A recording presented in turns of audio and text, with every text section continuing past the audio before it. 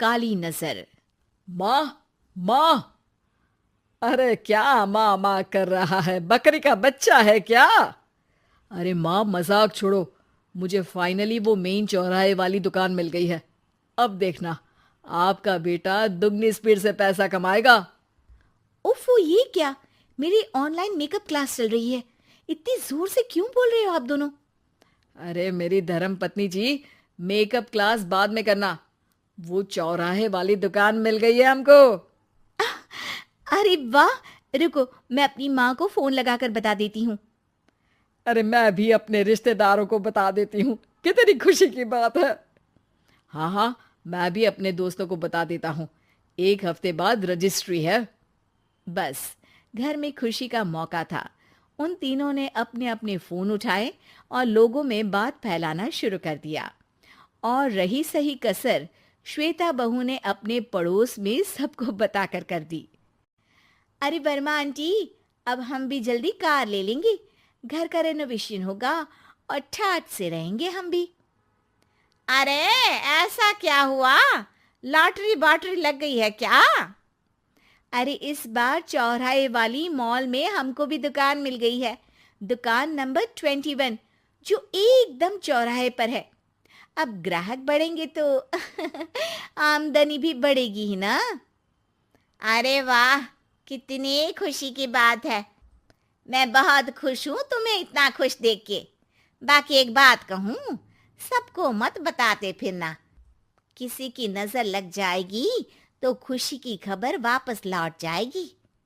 हैं? ऐसे थोड़ी ना होता है। अब डरा रही हो? अरे सही कह रही हूँ। काली नजर कहते हैं इस चीज को, जब आप किसी को कुछ बताओ और वो काम बिगड़ जाए। अरे लेकिन मैं तो। तुमने सबको बता दिया ना? हाँ, फोन लगा लगा के।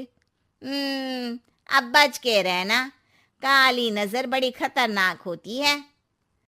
श्वेता इतनी खुश रहती है कि वो वर्मा आंटी की बात पर ध्यान ही नहीं देती, जबकि पड़ोस में और भी लोगों से खुशी की खबर शेयर करती रहती है। अगले दिन राजेश बहुत दुखी होकर घर आता है। अरे बेटा, क्या हुआ? मुंह क्यों सूजा हुआ है? मधुमक्खी ने काट लिया क्या?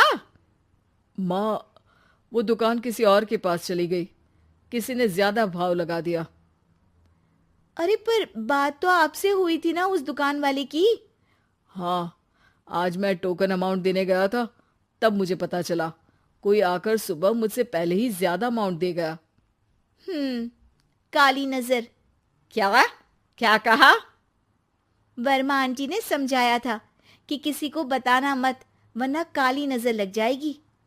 अच्छा, तुम्हें उनकी बात मान लेनी चाहिए थी। उनकी बात मान लेती, लेकिन उसके पहले ही सबको बता चुके थे ना हम तीनों। अरे अगली बार से ध्यान रखेंगे। कोई भी नई चीज होगी तो किसी को नहीं बताएंगे। तीनों कुछ दिन ऐसे ही रहते हैं, पर एक दिन श्वेता को एक मेल आता है। राजेश, मेरा ऑनलाइन मेकअप कोर्स कंप्लीट हो गया। अब मैं खुद का पार्लर खोल सकती हूँ। अरे वाह, अपने मोहल्ले में ही खोलते हैं। ये जो घर के सामने दुकान है ना, वहीं। हाँ, यहाँ सस्ती भी मिल जाएगी। अगले दिन श्वेता वर्मा आंटी के पास जाती है, मिठाई का डब्बा लेकर। अरे आओ आओ, कैसे आना हुआ? जोर से नहीं बोलूंगी। वो सामने वाली दुकान है ना, वहां मैं अपनी पार्लर की दुकान खोलने वाली हूँ। उसकी मिठाई है। अरे वाह, बहुत बधाई हो तुमको। हाँ, मैं कमाने लगूंगी तो राजेश पर पूरे घर का बोझ नहीं रहेगा ना आंटी जी। ये तो है। पर ये बता कि तूने ये बात किसी और को तो नहीं बताई ना? अरे नहीं नहीं, पिछली बार गलती कर दी थी। काली नजर लगी किसी की और राजेश के हाथ से वो दुकान चली गई थी। सबको मत बताना। चलो मैं चलती हूँ, कल दुकान की बात करने भी तो जाना है। अगले दिन श्वेता दुकान के लिए मालिक से बात करने जाती है। अरे लेकिन दुकान तो हम कल रात को ही किसी को दे चुके हैं। कल ही? हाँ, कल ही। 2 दिन बाद कोई यहाँ पार्लर भी खोल लेगा। अब कहीं और दुकान देख लीजिए। अरे पर हमको भी तो पार्लर ही खोलना था। हाँ भाई, ये एक ही दुकान है, आधी आधी तो नहीं दे सकता ना मैं। राजेश और श्वेता घर पर हताश होकर आ जाते हैं। इस बार तो किसी को बताया भी नहीं था, अब किसकी काली नजर लग सकती है। सुनो, तुमने माँ को बताया था क्या? अरे कैसी बात कर रही हो, माँ की नजर थोड़ी ना लगेगी। पक्का तुमने किसी को नहीं बताया था ना? सिर्फ वर्मा आंटी को बताया था, उन्होंने ही मुझे किसी को नहीं बताने को कहा। अरे यार, तुम भी सही हो। मेरी माँ को नहीं बताने को कह रही हो, पर वर्मा आंटी को बताना तुम्हें जरूरी लगा। अरे वर्मा आंटी ने ही तो काली नजर के बारे में बताया था ना, वो हमेशा हमारा भला ही तो चाहती है।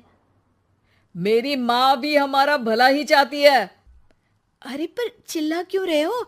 बात नहीं कर सकते क्या आराम से? नहीं आता हो आराम से बात करना, और करना भी नहीं चाहता हूं मैं। दुकान जाने का दुख गुस्से में बदल गया था और राजेश और श्वेता में बात बंद हो गई थी।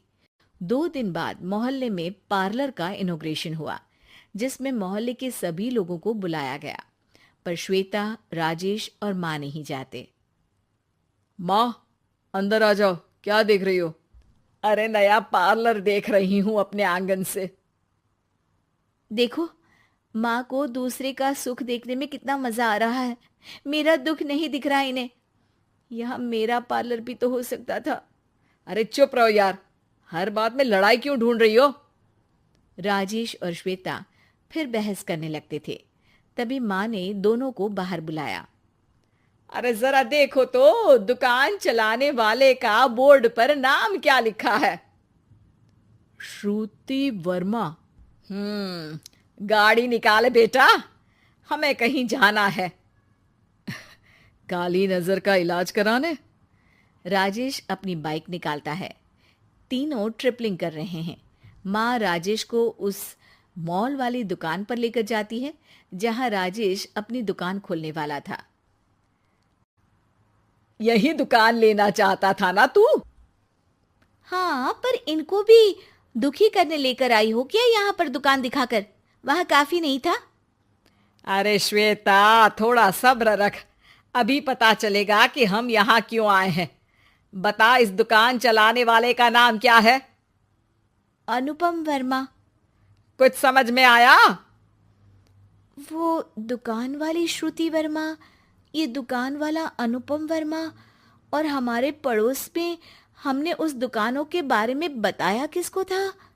अब वर्मा आंटी को। मतलब वर्मा आंटी ही हमारा काम बिगाड़ रही है?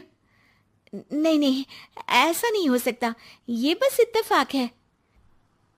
राजेश अपना फोन निकालता है और श्रुति वर्मा और अनुपम वर्मा के नाम फेसबुक पर सर्च करता है, जहां ये दोनों ही वर्मा आंटी के रिश्तेदार होते हैं। श्वेता को समझ में आ जाता है कि वर्मा आंटी की ही नजर काली नजर है। अब क्या करना है? कोई भी खुशी की खबर हो तो काली नजर से बचना है, यानी वर्मा आंटी से बचना है। अरे पर मुझे ये समझ में नहीं आया कि वो हमारे साथ ऐसा क्यों करेंगी। अरे बेटा, एक सीख है, दूर के आदमी को आपकी तरक्की से कम परेशानी होगी, पड़ोसी को ज्यादा। दोनों माँ की बात में हामी भरते हैं और अगला काम चुपचाप करने की कसम खाते हैं, ताकि आगे से वर्मा आंटी कोई काम ना बिगाड़ सके।